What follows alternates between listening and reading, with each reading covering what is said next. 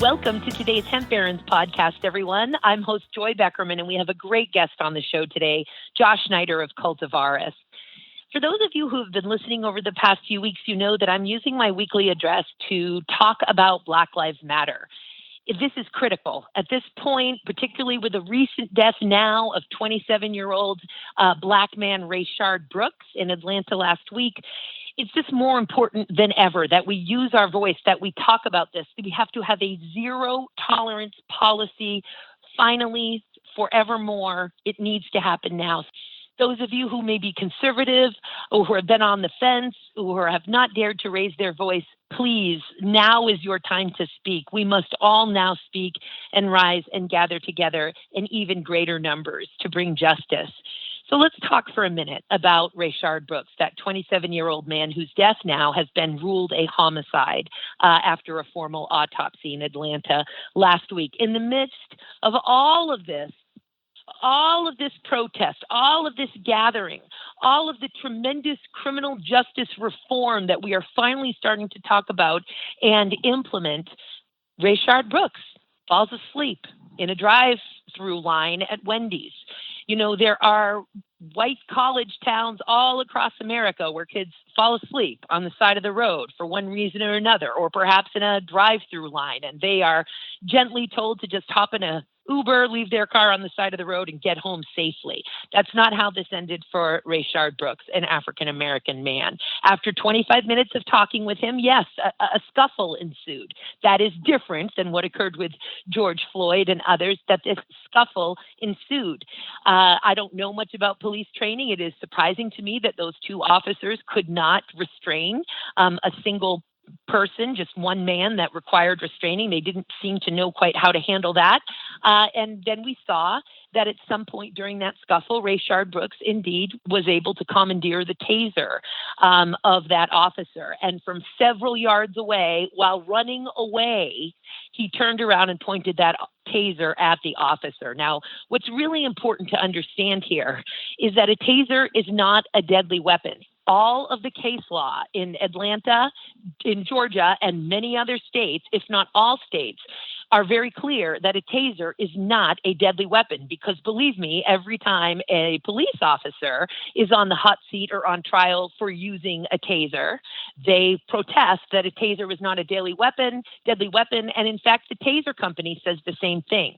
You're then going to hear folks say, well, it's not a deadly weapon when somebody who's trained in how to use it uses it, and Rayshard Brooks was not trained, and that it could become a deadly weapon. For example, the tasing of the head. Here's the thing, the officer is trained. So the officer knows full well that the taser can only reach so far. The officer was far past the distance of where the taser would even be able to reach him to cause any type of a threat. And also tasers need to reset. They're not automatic pistols where they just keep firing out electricity. They fire out what they need to fire out, then they have to reset before they can fire again. There is absolutely no question here that that officer's life was not in danger, and yet he used deadly force, shooting Rayshard in the back. Two of those gunshots hit him and killed him. And then, while all of those bystanders continued to sit there and record this death, this murder, this incident, those two officers put on plastic gloves and proceeded, in front of everybody's cell phone going, to clean up the scene and to tamper with the evidence and make sure that they got all of their shell casings, so that when the forensic units and the Georgia Bureau of Investigations came in, their investigation would be stymied because they had already removed the shell casings. This, guys, is happening right on the heels of all of these other incidents, the George Floyd incident being the pinnacle to bring us all together and finally speak. The attorney, Chris Stewart, for the Brooks family, who is also the attorney for the Floyd family, and so many others, had a great press conference where he talked about how it weighs on those lawyers. They do this for a living. They deal with these things. But the weight, the emotional weight of constantly having to visit families, Black families, and pretend for the littles, the 1-year-olds, the 2-year-olds, and in this case, the 8-year-olds, have to sit there and pretend and play with them and smile and make jokes because they're completely oblivious to the fact that their parents are dead. Their fathers have died. died or their mother has died and is not coming back. And in this case, Rayshard Brooks' 8-year-old daughter turned 8 the day after he was murdered. And in fact, the day he was murdered, he'd taken her out to paint her toenails and her fingernails. And they went out and got a bite to eat together. And the next day, when the lawyers came to talk with the family and discuss with the wife and prepare what was going to happen in the wake of this murder, the 8-year-old little girl, Rayshard Brooks' daughter, was sitting there in her Sunday best, waiting for her dad to come take her to the skate park and celebrate her birthday party with her. So this is just heartbreaking. It cannot go on. It's at its end. We must finally kill racism. We need sweeping criminal justice reform and a complete restructuring of what policing and emergency response are. And we can do it, and we are doing it, but we need your voice. I really appreciate everyone listening to that and joining in. And without further ado, let's get you to Josh Schneider, a horticultural, agricultural, and supply chain genius.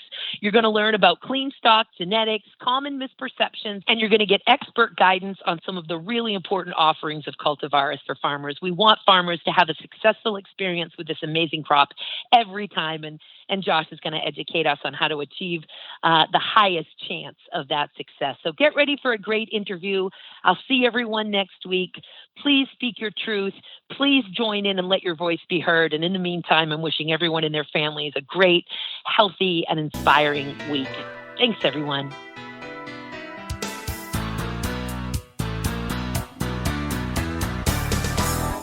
Well, welcome to Hemp Barons today, Josh. Thank you so much for being with us. Thanks for having me, Joy. Now, listen, we both know this. Rick Fox from Meristem Farms, who is we're very lucky to have in hemp, and he's been an interviewee here on Hemp Barons and just brings so much to the industry, and he cannot say enough about you, sir, and all that you bring to us as this versatile, valuable crop reemerges and establishes itself in the broad light of day once again among America's agricultural crops. You bring at least 20 years more. You actually bring more than 20 years from what I understand of hands-on experience in retail and wholesale international horticultural industries. And also, of course, this global sales and supply chain acumen that you bring, in addition to your being a breeder and a tissue culturist, which is something we need so much in hemp. You are the CEO and founder of Cultivaris. Please tell the listeners, let's start what Cultivaris does, and then I want to get into what brought you to hemp. Great. Well, again, thanks for having me, Joy. I'm really excited to be here. And Rick Fox is one of my favorite people. He and I together did a lot of good work in Washington, helping encourage, shall we say, the USDA in the best possible direction for the industry, quietly and firmly, using good science and good, sensible policy. And so I have been in horticulture since 92. Yeah.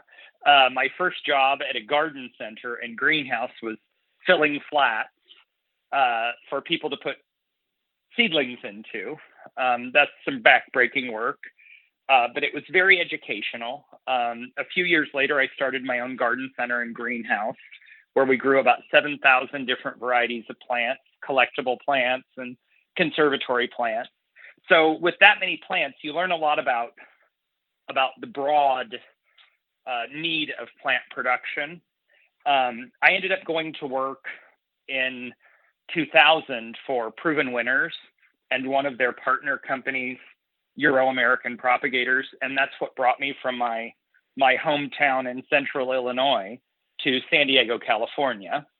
And I worked in product development and sales and marketing for Proven Winners. Proven Winners was the company that took vegetatively, clonally propagated ornamental plants that you'd find in garden centers internationally. Until Proven Winners came along, most ornamental plants were grown from seed, and seed breeding had focused on what was convenient for the grower, not how the plants performed for the gardener. And so Proven Winners took a very different direction and said, we care primarily about garden performance And just because it's difficult to make work for the greenhouse grower, that's not a good enough reason not to go forward with it. And so that focus on garden performance was revolutionary, and everyone said it wouldn't work. And today, I think Proven Winners sells about 200 million plants a year in the U.S. At Home Depot, Lowe's, Walmart, and every independent garden center in the country. I managed about 50. Yeah, it was a big jump, but I managed about 50 plant breeders around the world. Wow. So we helped them determine the characteristics that they wanted. Sometimes we helped decide what genera and species they were working on, and then helped them do selection work. We moved the plants around the world. We trialed them in the US, Canada, Australia, New Zealand, Japan, South Africa, and all over Europe, and chose the best varieties that performed in each region. And so that gave me a really great portfolio of experience in how the breeding process works and also clean stock. And so that's where the tissue culture side comes in. And that's the approach that I've brought to Cultivaris Hemp.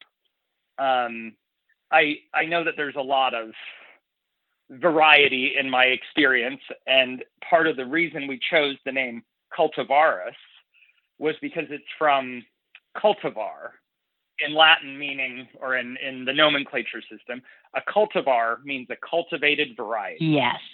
And that is cultivated variety is what goes on in my brain.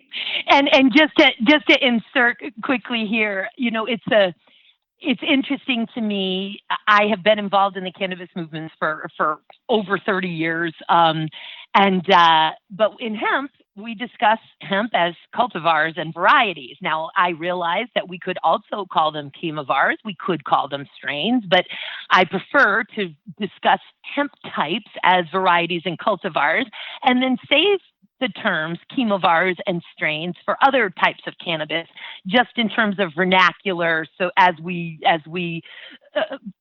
develop a dictionary and terms that we can all rest on. So I very much appreciate you saying that, because in hemp all around the world, I mean, if you went to Canada, where they have only just recently legalized, passed their Cannabis Act and so on and so forth, and that we're talking about hemp, the hemp farmers would be like, what? I mean, they would get it, but it's just not the common vernacular for the hemp crop. Yeah, this is one of my pet peeves about the cannabis industry. In my experience, it's not that cannabis people don't know anything. It's just that so much of what they know simply isn't true.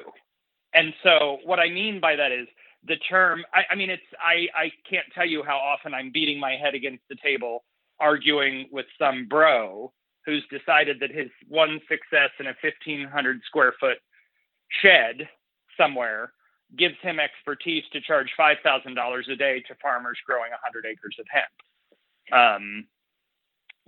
That's not how I roll. It is important for hemp farmers to get advice from folks who have experience in hemp or in agricultural crops. It's interesting because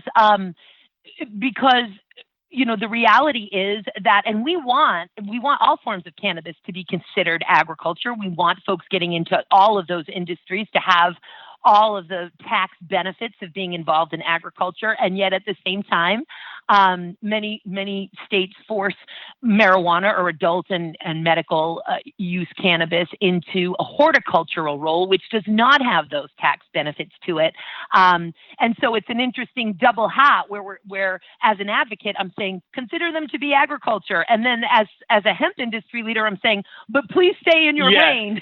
And if you want to be agriculture, but be agriculture for adult use and medical cannabis, and please let hemp agriculture stay with hemp experts. They're not the same crop, and they, for the most part, have very many different uses, obviously, outside of experts. Yeah, I agree 100%. And I didn't mean to derail you. No, not at all. I am with you, Joy. My problem is that I actually have a lot of experience in a lot of different sectors of plants in various capacities. So working with pharmaceutical companies, working with supplements companies, working in tropical agriculture. I grew up on a corn and bean farm. We had a 2-acre vegetable garden that was exclusively my responsibility. I was the oldest and the only boy. And so my sisters were like, nope, there's bugs out there. We're out. So I love to curate variety, and I like to learn. And so I seek out plant nerds and single genus nerds. And so I have my group of cannabis people that I just adore and trust, because they are evidence-based people, not superstition-based people. And so every group that I put together on hemp, I always try to get as I call them, you got to have your weed bros involved, and then you got to have your agronomic farmers involved. And the working together is the best way to have success. I put together a group up in Northern California that was some weed bros that were looking to diversify into hemp, some farmers that were looking to get out of prunes, apricots, and olives. And then there was a bunch of Mennonites. And the strangest and most beautiful thing that happened was everybody was looking at each other with side eye in the beginning. And by the end, you had all the Mennonites out with the weed bros under the tree, smoking some joints after the meeting. The Mennonites obviously weren't smoking, but were asking questions and contributing.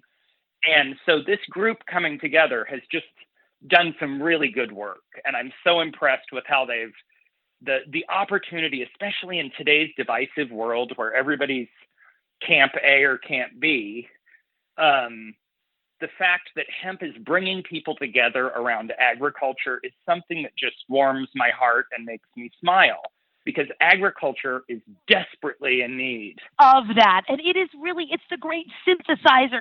It's in all of its forms. It's a synthesizer. And let's not even get started what happens when we add hemp to industrial sealants and coatings or building materials or body care and nutraceutical. It synthesizes even all the properties of those.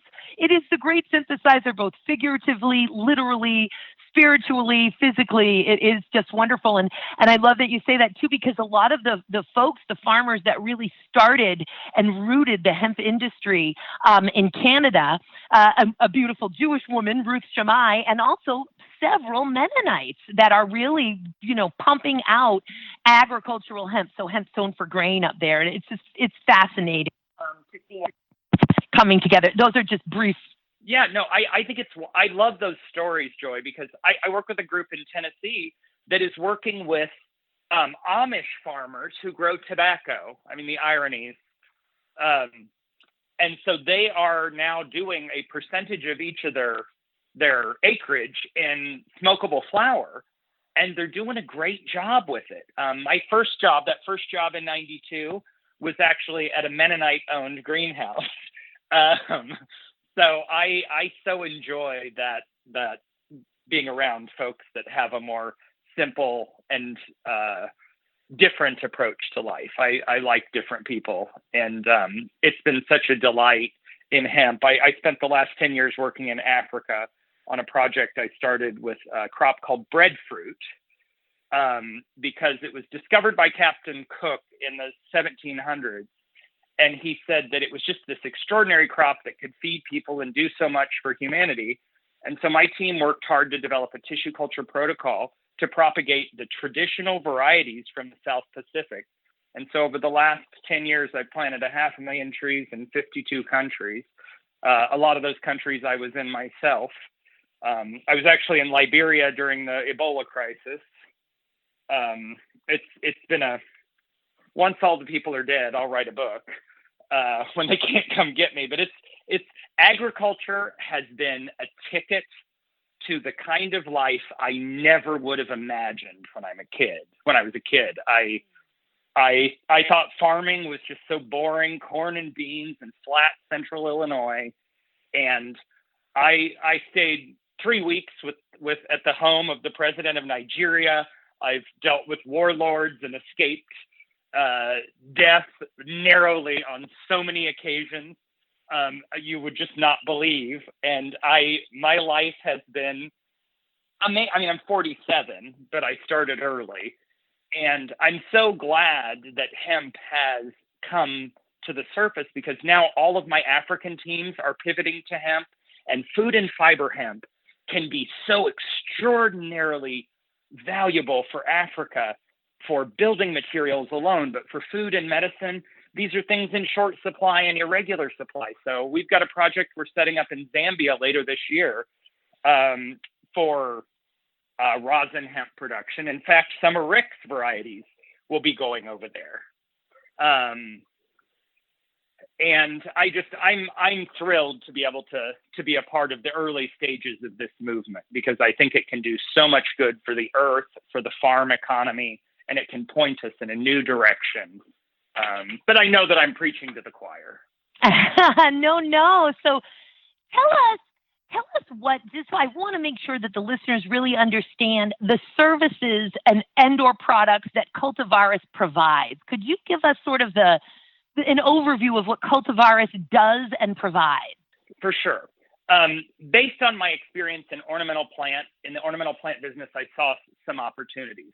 When I first started in the mid-90s, everybody that was growing ornamentals, geraniums, petunias, etc., held their own mother stock. Then Federal Express came along, and it was easier to move plants around as rooted or unrooted cuttings. And what that did was, like the Columbian Exchange when Christopher Columbus came here, it loosed a bunch of diseases vectored through insects or humans on plants because of the movement. So as the movement of plants increases, so does the disease profile. Within 2 years, virus and other bacterial and fungal diseases had swept through and destroyed the mother stock systems that were, quote, vertically integrated. Every little garden center or greenhouse had their own mother plants and did their own propagation. With the advent of tissue culture clean stock, where it only works using meristematic tissue culture, not nodal culture. There's a big difference. But we were able to clean plants of their viruses, and we set up this entire clean stock system because our plants were being killed by these viruses and they were wiping out livelihoods. I saw the same thing happening in hemp and cannabis. Hop latent viroid, hop stuck viroid, Arabis mosaic virus, alfalfa mosaic virus. There's all these viruses that can cause real problems. And the problem is that the hemp and cannabis industry don't have a clean stock system, and they don't understand how important sanitation and starting out with clean stock each year that's virus index tested using qPCR and RNA sequencing. And since I had that experience, I knew that I could set that up in the hemp industry.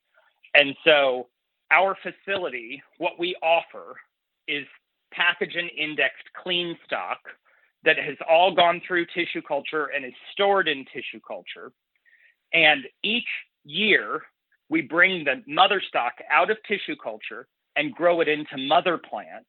I don't believe that you should go straight from tissue culture to cultivation, because you need time for the plant to level off after coming out of TC. So we bring those plants out and we establish a new block of clean stock every 4 months over the course of the season. So we're just in the midst of establishing our new group of late summer fall stock, and what we've been propagating on for the last 3 months will be dumped. And so as a grower, as a farmer, if you start the season out with clean stock that is free of viruses, even if it gets infected over the summer, which it's likely to do because insects transmit these viruses, it won't kill the plants before you can harvest. But if you start with stock that was held over from last year and has a latent viral infection, and most viruses you cannot see the symptoms until it's too late. And you cannot cure a plant of a virus. There's nothing you can do except meristematic tissue culture to eliminate that virus, and that takes 12 to 24 months in vitro of repeated meristematic culture. So, and if we get off onto the seed side, I'll do some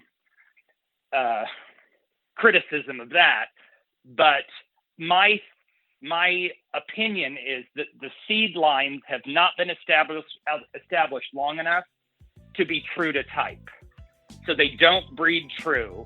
I think that's a risk. Indeed. I mean, that's the big issue here, and we talk about it a lot on this show, are the exploitation of farmers, some of the most trusting people in the world, doing the heaviest lifting for us. As we often say, without the top 6 inches of soil and rainfall, we would all be dead. So farmers are the heroes of the world and of human survivor. They take all the risk. They are doing this without federal crop insurance for the most part. I understand that it just became available to us this year, and we're very grateful for that. Having said that, the deadline to apply was March 16th. There was a 3-week window to do it, and you needed to have a contract in place as part of your application materials. So meanwhile, farmers are still in this. Now, when it comes to oilseed and fiber crops, as you well know, there are established certified pedigreed seeds all over the world now. And side note, as you well know, it doesn't mean that a certified pedigreed seed in northern Canada is going to grow so beautifully in Kentucky. And in fact, we found that they don't. And we're moving those things forward. But the point is, when it comes to the extract varieties, that's new. I've been in hemp for 30 years, and extract varieties of hemp hit us like a ton of bricks, blindsided us about 6 and 7 years ago. So they have not had time to be bred into unique, distinct, and stable varieties, and thus these unscrupulous seed sellers are selling magic beans to farmers, telling them everything they want to hear: 17% CBD, 0 THC, 97% germination rate, totally feminized, and none of that is true. And it's all lies. Yes, it's all lies. It's lies. It's so frustrating to me.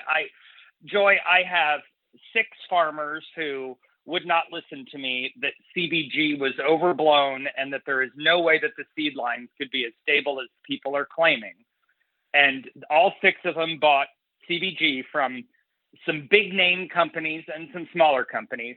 And on average, amongst the several thousand seeds they did test germs on, 30% of them were high THC at 6% or more. It's unbelievable. And this, we're talking... There were 10 to 20% males. Crop destruction is what we're talking about with non-compliant crops, as you well know. I mean, sure. And negligence. I mean, that's into the negligence territory, which can put you in jail. And negligence on top of it, but what's worse, when we talk about the males, of course, nobody is expecting the males to pop up, and yet there they are. So now labor force costs money to, or hermaphrodites, and you're paying people that was nowhere near in your business plan as a farmer, working on the smallest possible margins that you've even had in your business plan or your budget, the ability to pay a labor force throughout the summer to do the laborious task of identifying and pulling males and hermaphrodites. Yes, and you're assuming that they're going to get it all, and I will tell you, I don't know anybody who's gotten them all. And so what happened was most of the crops that went from seed last year had plenty of seeds on them. And so I know a guy who ordered in this garbage variety. I won't say what it is, but there were at least 12 distinct phenos inside this variety. He selfed them and made 20 million seeds. And he's like, "Can you help me sell them?" And I said, "No. And I think you're unethical. I want to see your inbred parent lines for at least 20 generations before I'd even consider." And so I chose to do clone-only production, and that's why I love working with Rick and Jen at Meristem. They had created a bunch of hybrids that they selected themselves that were distinct. And I've got phenotypes of stuff like Chardonnay or Berry Blossom. Everything we do was selected either by an experienced cannabis breeder. And so the beauty of breeding for clonal production is you only need one great plant. And so then I put that plant in tissue culture, keep it from getting infected, multiply it out. And I want to give farmers, in my opinion, I can lay claim to being one of the fathers of breadfruit. And my original idea was it's a basketball-sized fruit that produces a potato on a tree, 2,000 to 3,000 pounds a year. and you can make a gluten-free flour out of it. And so my idea was farmers in the tropics can make money selling gluten-free flour to American ladies that think they're gluten intolerant. And this will help everybody. But also, I had to know what it took to get a market off the ground, because I was working with a plant no one had ever heard of, and there was no market for it. So I have restaurants in Ghana who use it for French fries. Hawaii is full of breadfruit, or ulu as they call it, French fries, potato chips, gluten-free flour, bread, cakes, cookies. So we need to have the farmers a sure bet. They should not be speculating. And I think, especially this year, any cultivation with seed is some additional speculation that I don't think is worthwhile. And I know there's great seed breeders out there. I know some of them personally. They're my friends. We work with them. We help them do virus indexing, cleaning up their mother stock, their breeding lines, because some viruses and viroids are pollen transmissible. So seed isn't going to save you from that. And I'm a big supporter of this.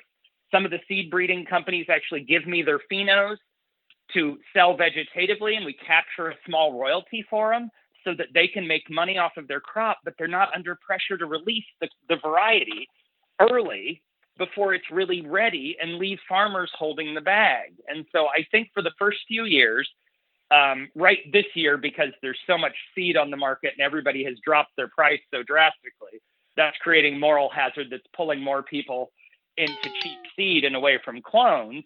But what our bright spot has been is our smokable flower program, which some of Rick's meristem varieties are in that program. And we have our Purple Mesa program, which just is a fantastic assortment of old school mentality of cannabis breeding, where we have hemp varieties that have amazing look, smell, and taste. The bag appeal is high. They may not be as productive as something like Spectrum or T1, but the product that they produce is so far superior. And to me, if you're doing an acre or 2 acres, you should be doing more, you should be more focused on smokable flower, because the biomass market is so complicated right now that it's difficult to be profitable in that market without the loop closed. My team also is working on developing relationships so that the people that we work with that are growing our varieties, our young plants, I don't like the word clone because it's not, again, technically accurate in a tissue culture standpoint. A clone is a narrower categorization than even a cultivated variety.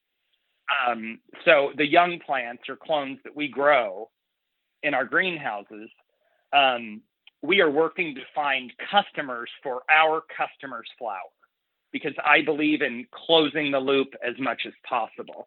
So I'm working with supplements companies, smokable flower people, pre-roll people, and a lot of cottage businesses that want access to a reliable supply of high quality smokable flower grown by farmers, not just giant companies that seem to be in a bankruptcy 8-ball situation.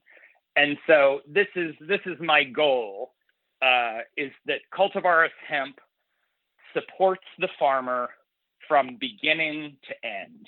We have a team of educators, of experienced farmers in hemp, agronomists, pathologists, and molecular biologists that help us support our customers all the way through the season. And hopefully as we're getting more of these deals done for smokable flower and biomass, we have people that we can send our young plant customers to, and these people will give them contracts to buy their flower. So we're really trying to create a more closed loop system. I don't like vertical integration in cannabis. I don't think it works very well. It's a solution. Yeah, it's a solution to something. People think it's going to solve a problem, but it's a solution that is unnecessary. It's not matched to the problem. And so a lot of times in the cannabis industry, there are solutions out there looking for a problem. And I kind of go the opposite way and spending my life working with farmers, whether you're growing flowers in a greenhouse, breadfruit in the field, or soybeans on a flat piece of ground. What I want is to make sure the farmer has what they need to be successful. And I want to help support that very grassroots level of cultivation, because I know so many people whose lives could be dramatically impacted if they could make an extra $20,000 over the summer growing a little patch of hemp. Absolutely. This because I've worked for years with hemp production services in Canada, of course, and while Canadian breeders are getting into a little bit very slowly extract hemp, because as you may well know, hemp growers, even though this country of Canada has been regulating the crop as an agricultural commodity federally with crop insurance since 1998, it was only until the passage of the Cannabis Act and then regulations being written and enacted that hemp farmers, for the first time, are now allowed to, as long as they go through the more rigorous medical marijuana program, licensing program up there. They can't do it as a hemp processor, extract hemp for cannabinoids. They can do it as a marijuana processor. So it's still very highly regulated there. But in any event, point being, it's not like they've been super focusing on extract varieties of hemp, breeding unique, distinct varieties up there. They've been focusing on grain because Canada, and I do hope we catch up very quickly here, but Canada became the world leader in bulk hemp grain food ingredients, cold pressed oil, hulled seeds, protein powder, etc. And so hemp production services, in any event, what you're talking about doing, what you're doing with Cultivaris for extract varieties, and I'll get to my question in a second. They of course have been doing for grain, and it's so important.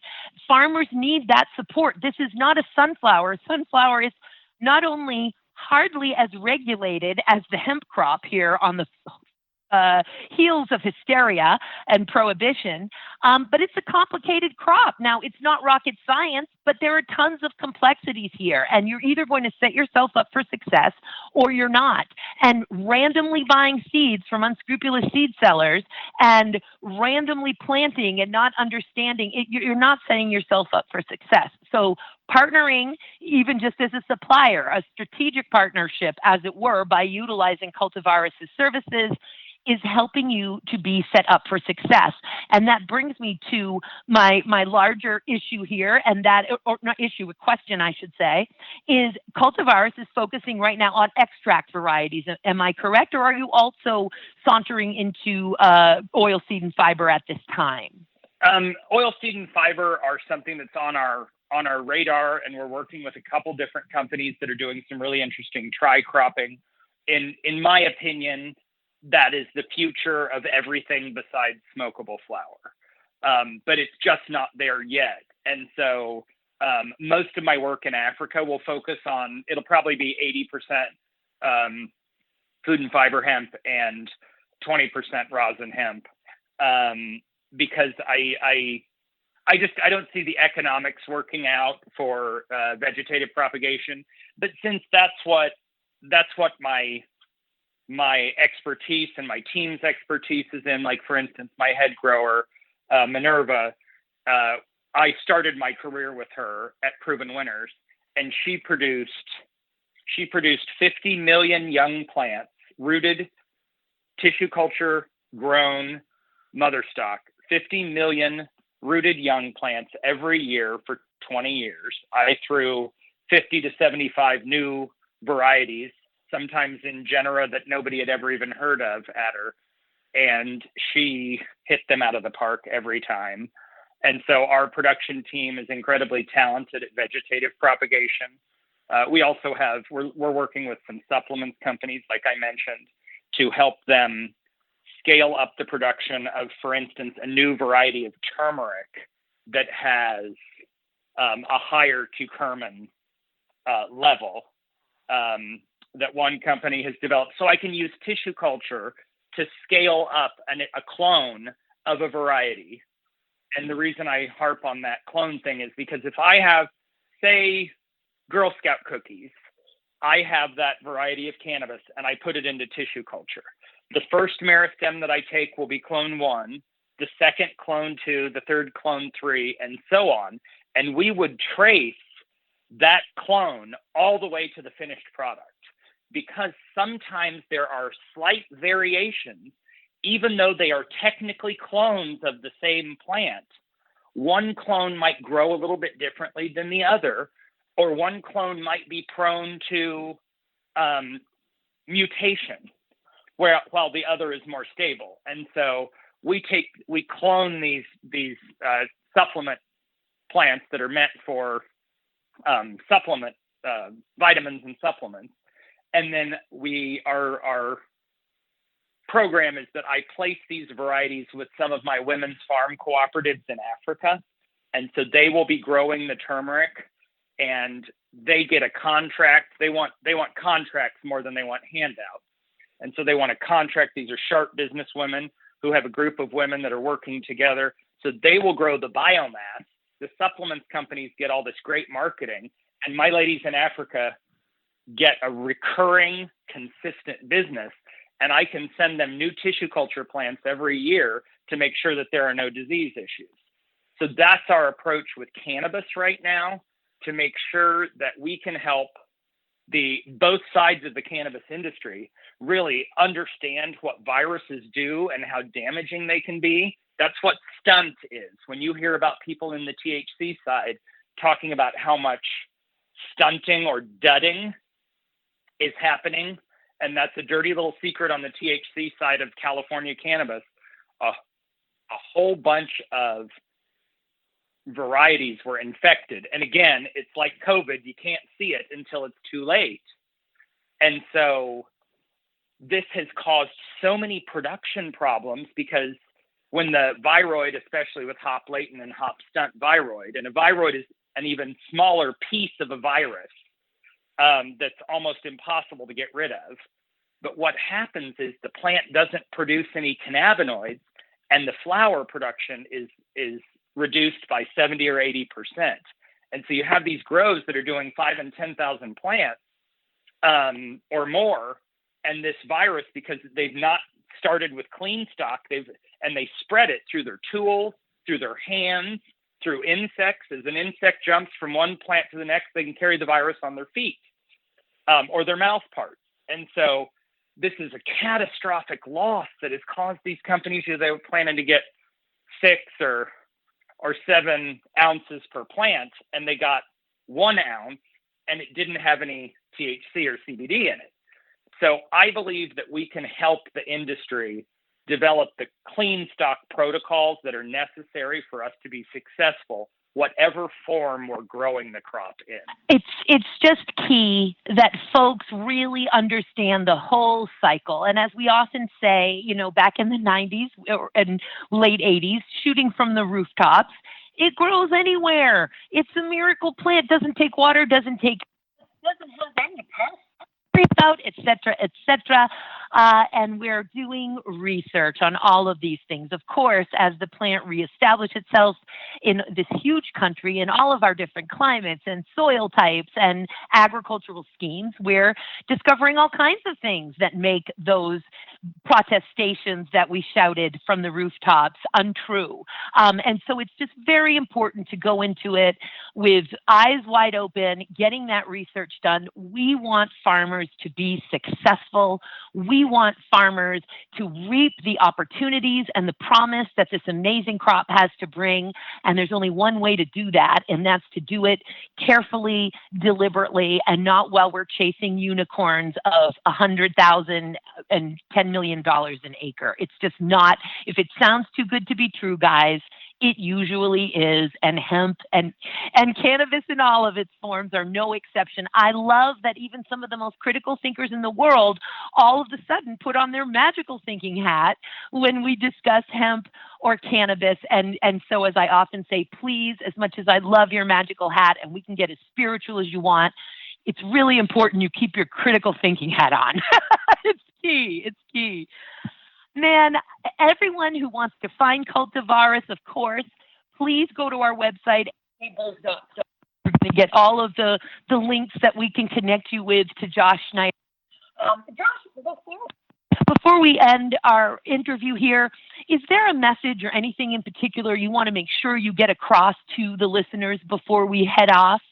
Well, I think, Joy, the key is to ask questions when you're buying plants.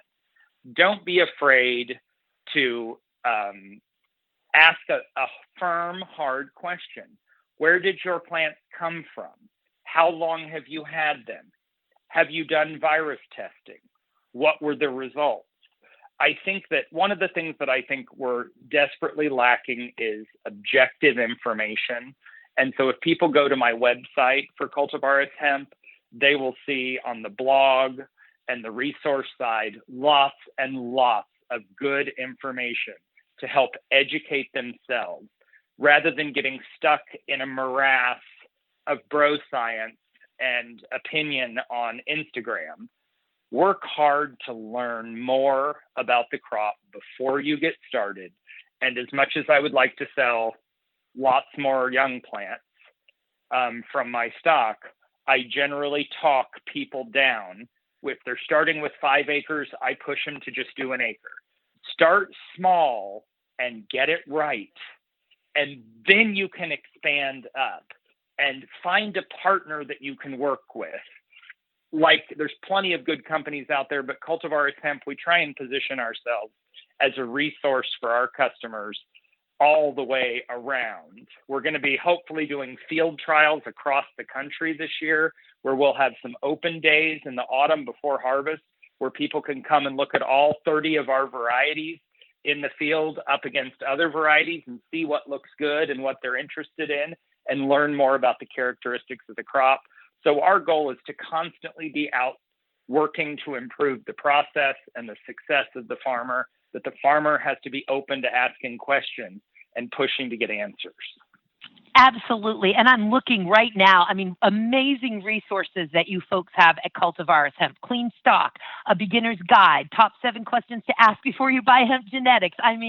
Talk about a public service announcement of a website. What great tools, such a contribution. Josh, I'm going to be excited to have you on Hemp Barons again.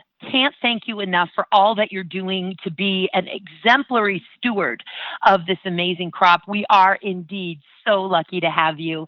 I'm wishing you and yours good health during this transformative time and a really successful 2020, despite every challenge we see in front of us, brother. May all of that success and fulfillment come to you for being so dedicated to this crop. Thank you so much, Joy. That is such kindness that you have spoken, and I so appreciate that. I'm really looking forward to seeing where this is going to take us. Oh, and it's going to take us right into the sunshine. So especially with folks like you on board. Thank you so much again, Josh. Can't wait to have you back. Thanks so much, Joy.